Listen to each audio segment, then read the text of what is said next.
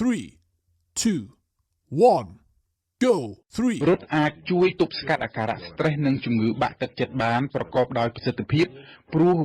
វាមានការបញ្ចេញអុកម៉ូន endorphin នៅពេលយើងប្រឹងបញ្ចេញកម្លាំង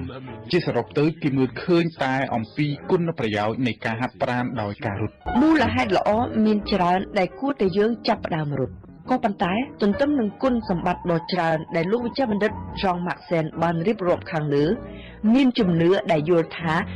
ការរត់មិនមែនជាកីឡាល្អសម្រាប់គ្រប់មនុស្សទេបើដូច្នេះតើគេគួរតែទៅពិគ្រោះយោបល់ជាមួយនឹងគ្រូពេទ្យសិនមុននឹងចាប់ផ្ដើមធ្វើសកម្មភាពកីឡារត់ឬក៏យ៉ាងណាលោកវិជ្ជបណ្ឌិត Jean Maxen សូមផ្ដល់ចម្លើយដោយបែងចែកមនុស្សជាពីរក្រុមប្រសិនបើអ្នកមានអាយុក្រោម40ឆ្នាំគ្មានប្រវត្តិសុខភាពមិនល្អមិនធ្លាប់មានជំងឺគ្មានក្រុមគ្រួសារស្លាប់ភ្លាមក្នុងវ័យក្មេង